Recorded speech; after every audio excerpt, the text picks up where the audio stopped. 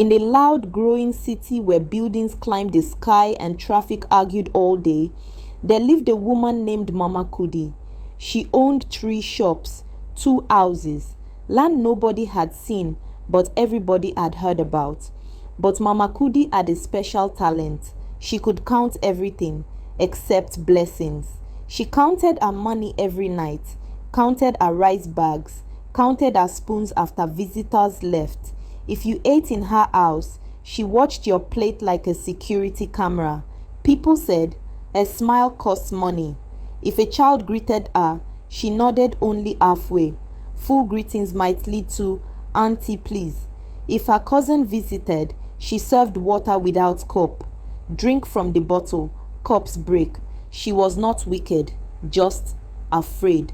Afraid of lack, afraid of tomorrow, afraid of the hunger that had once visited her long ago when she was young and poor.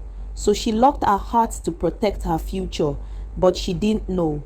What you lock too long begins to die inside. One hot afternoon, a thin teenage boy stood outside her gate. "Auntie," he called politely, "please, I have not eaten since yesterday." Mama Kudi did not open the gate. She spoke through the bars. "Go and walk. Nothing is free in this life." "I can sweep," he said. "I already swept." "I can wash plates." "I have no plates." "I can fetch water."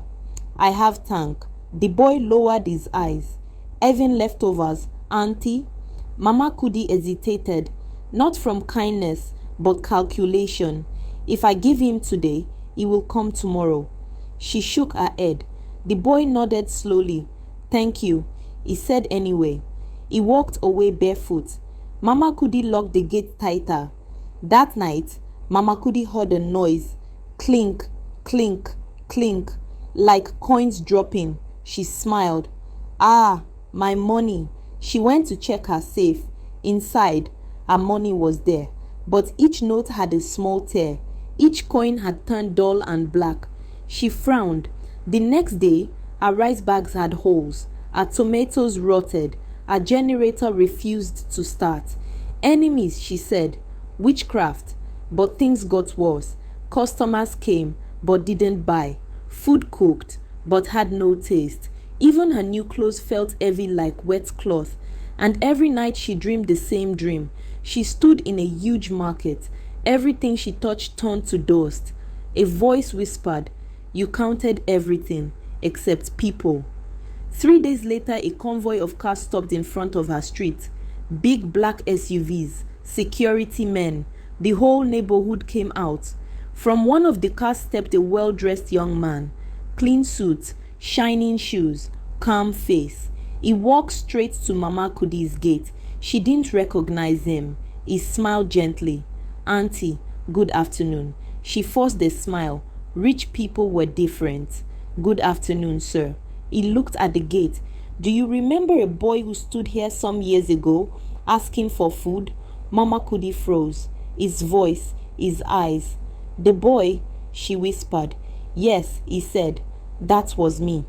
The neighborhood fell silent. "I didn't eat that day," he continued.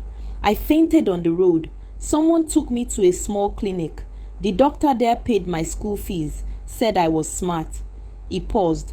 "Today, I run a foundation that feeds street children and sponsors students." People began to murmur. Mama Kudi felt her legs shake. "I came," he said softly, "because we are building a community food center here. Free meals, scholarships, support for families." Her eyes filled with tears, relief. Maybe he had come to partner with her. Then he said the words that struck like lightning. "We needed a large building in this area. The empty house beside yours was perfect, so we bought it." Mama Kudi turned. That house? Her second house. The one she never allowed anyone to use. The one that stayed locked for years. "But that house is mine," she said weakly. The young man nodded. "Yes, but the land title had debts attached. Unpaid community dues. It was auctioned last month." Mama Kudi's mouth opened. She had refused to contribute to community projects for years. Street repairs, security, welfare. "Why should I pay for others?" she always said. He looked at her kindly. "You had space to help many, but fear made you guard emptiness." He placed an envelope at her gate. "Still, you are part of this community. Inside is an invitation. Come tomorrow. Eat with us." He turned to leave, then added, "I learned generosity from strangers because those who had plenty were too afraid to share."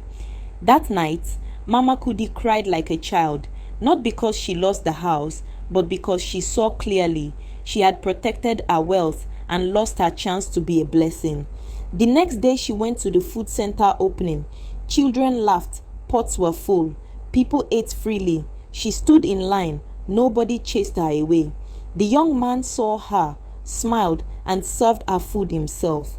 Her hand shook as she received the plate. The food did not turn to dust, it tasted like peace. And elders now say, stinginess does not protect wealth, it only protects loneliness. What you refuse to give today may return tomorrow, wearing a suit,